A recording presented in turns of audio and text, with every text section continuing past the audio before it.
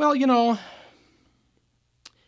today's day and age, parents have become very overly protective of their kids. They don't want them to get hurt. They don't want them to, let's face it, times have changed.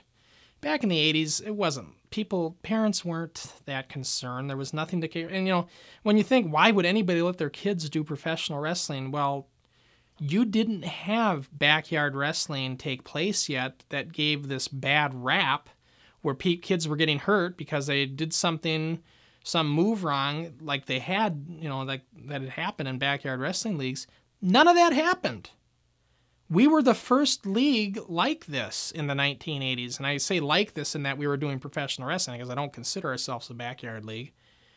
But, so there was nothing to compare it to. The parents looked at it as, and we had a television production that we were doing alongside of this. I mean, it was all about the TV show as well as the wrestling.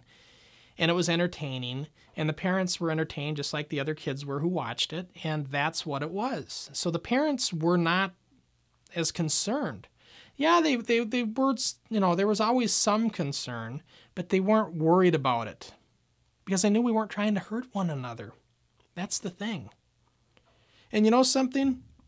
And to give proof of that, in the 5 years that the NWF existed, we never had a serious injury, ever. There had been some close calls, okay? A few sprains and bruises and stingers, but nothing was serious as far as a broken leg or a broken arm. That never happened. So what does that tell you? Out of all the matches and all the shows and every, for years, and not a serious injury. You do the math. You figure it out. It's pretty obvious to me.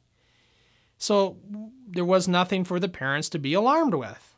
So, and then quite frankly, when we started doing the live events, we started going to the Anoka Armory and having hundreds of people show up in that. Well, then they seen it for a whole different thing. They seen us as kids doing something very entrepreneurial, and they embraced us for that. So that's where the parents were for that question that keeps getting asked.